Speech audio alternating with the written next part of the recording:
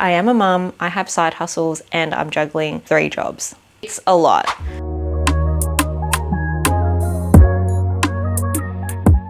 Today we are going to talk about self-growth and healing in your 30s. For those of you that don't know, I am 35 and will be turning 36, so I've had quite a bit of a life and a bit of healing to do. I'm very open and very transparent with my healing journey and my self-growth journey. I am still on that path. I have been consciously healing and doing self-growth for the last 3 to 4 years. How do you do healing and self-growth in your 30s while you're a mum juggling 3 jobs and side hustles? It's not easy. It is honestly chaotic. Okay, so why did nobody warn me that self-healing and self-growth in your 30s is pretty much just crying and having breakdowns in your car and crashing out? Romanticizing my morning coffee and questioning everything while still packing school lunches and organizing my husband's lunch. I try and stay productive in my chaotic life. I try and get everything done with all my to-do lists. I try and be a perfect mum, a perfect friend, a perfect daughter, perfect wife.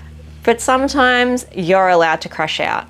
It's hard healing and growing in your 30s. Okay, so when I was younger, I thought growth meant quitting your job, going into something uncomfortable to grow, doing something drastic with my life, cutting everyone off and moving away, opening a candle shop, or some sort of small business. Real self-growth for me happens right where you are, in the middle of your messy world. It's building a safe space and a life for you inside. That's the difference.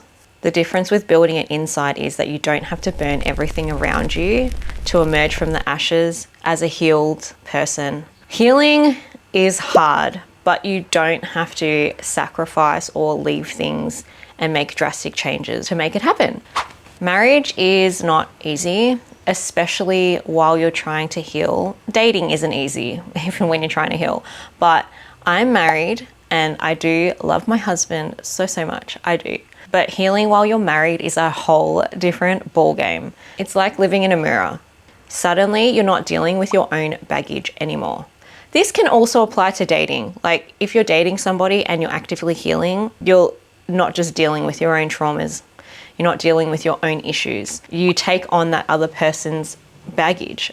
The thing is, while dealing with someone else's baggage on top of your own, you're seeing how much crap is spilling into your relationship. If you're not aware, you won't be able to tell, but you start to see the toxic traits come out from your trauma. Like, look, I've come a long way and I'm definitely aware of my triggers and my issues now compared to the start of my relationship with my husband, where I had no idea how toxic we actually both were. Like I said, I'm aware of it now. I notice when I start to shut down and stonewall. I notice when I start to be worried, to become a burden with my feelings. I notice when I start to withdraw when I don't feel like I'm enough. And these aren't things that I can ignore anymore. They're right in front of me and they're making me deal with this head on, making me have real conversations about all this stuff that's affecting my relationship or was affecting my relationship. Other thing they don't tell you about healing in your 30s is meeting yourself again or trying to figure out who you are. Honestly, one of the hardest parts of healing is remembering who you are outside of your chaotic life, who you are besides being a mum, who you are besides being a wife, who you are outside of being a daughter. I had to reintroduce myself to myself, as stupid as that sounds. It's so easy to lose yourself in the midst of all your life and everything going on. You have to be everybody for everyone and you forget about yourself. It's hard because it's like, what do I even like anymore? What are my hobbies? What do I like to do? Like, it's just so hard to figure out. This is why, mostly or partly why I started this channel. I needed something just for me. A digital journal, we shall say. Something that wasn't defined by motherhood, even though I do talk about being a mother. I love being a mother. Just something where I can explore and vent and talk about how I stay productive and how I stay mentally happy, which has been a journey within itself. Like I said, if I can help only one person out here in this world, either find themselves again, help them along their journey, help them be productive. I've done my job. I'm honestly not asking for much, but just sharing my ideas and sharing my routines with the little community that I am building. Another thing that you guys need to know about healing in your 30s is don't just magically become zen and calm and relaxed in your 30s. You just spiral less, which I realized I think the last couple of years. Can we just talk about how unrealistic it is, where everyone just thinks in your 30s you become this zen, grown, self-aware person? Because I don't know about you, but I do still spiral. I just spiral less. I still get mad. I still throw mini tantrums when I'm hangry. I still do all of those things. Literally lose it if I can't find my keys. But the difference now between me in my 20s and me now is that I catch on to it a lot faster. I'm aware of the feelings that I'm feeling and I can deal with them straight away instead of spiraling and having that emotion ruin my whole day. Know that I'm not perfect, but I'm definitely less reactive than I was in my 20s. So that definitely, when you hit your 30s, you don't magically become zen, you just become more self-aware and you can hold yourself accountable. Healing is not a quick overnight transformation. It's a slow burn, a very slow burn. Like I've said, I have been on this journey for about 3 to 4 years now. It's baby steps. It's take each day as it comes. One day I'm killing it. The next day I'm literally bedrotting. Each day varies, but I make small changes and I make baby steps. And that in itself is still amazing. The main thing that changed for me on my healing journey is that I'm more aware of my triggers. This one is a big one. This one is a big one. Nobody tells you in your 30s that you can still get triggered from things in your childhood and in your 20s, from either relationships or whatever trauma you have carried on. Knowing these triggers will be a godsend for you. When I catch myself feeling a certain way, I straight away think, what has triggered me? Where is it taking me? What do I feel like right now? How do I feel right now? What's going on? Where is this stemming from? That self-awareness is what makes me feel like I'm healing. I'm actively healing. Even when I'm not where I want to be right now. I've come a long way, yes, but I still have a long way to go. And yeah, that's just the gist of it. So let's get real for a second. Here's what actually has been helping me heal and actively heal. I know it sounds really stupid, but naming my emotions out loud. If I'm feeling overstimulated because there's too much noise in the house, I'm trying to do something, my husband's talking to me, I will literally say, okay, wait, I'm feeling overstimulated. Please just shush for a second. And then I'll get silence and then I'll regain my thoughts and regain my whatever I'm doing and it'll bring me back to level. Before, when I'd get overstimulated, I would just lose it and crash out because I just didn't know how to say that I felt overstimulated without offending anybody. I am a people person and a people pleaser, so me saying that I'm feeling overstimulated makes me feel like I'm disappointing people, which is ridiculous because I'm about to crash out. So now I name my emotions out loud.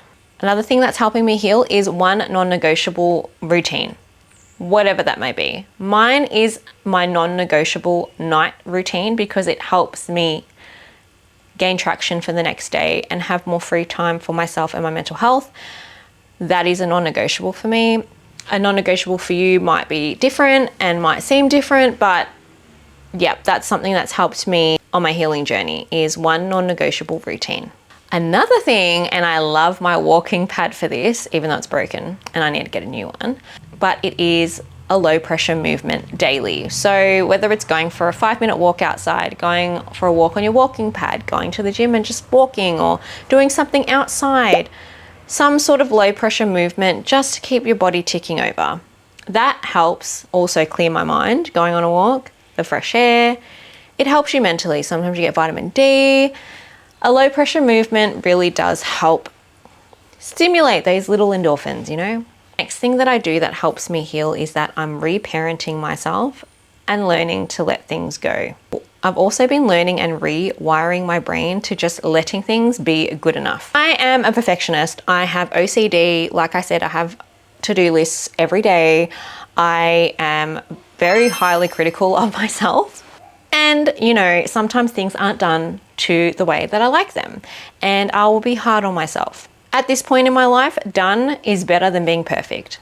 If something is done, that is good enough. Like I said before, and I brought up the emotion before, was the overstimulation. So I protect my sensory limits now. I've been really intentionally managing my overstimulation. Sometimes I will wear noise cancelling headphones while I wash the dishes or while I cook. I'll listen to an audiobook, I'll listen to a podcast. Sometimes it's just lowering the lights and putting a candle on, just lessening my overstimulation, because sometimes it can be a lot for me, honestly.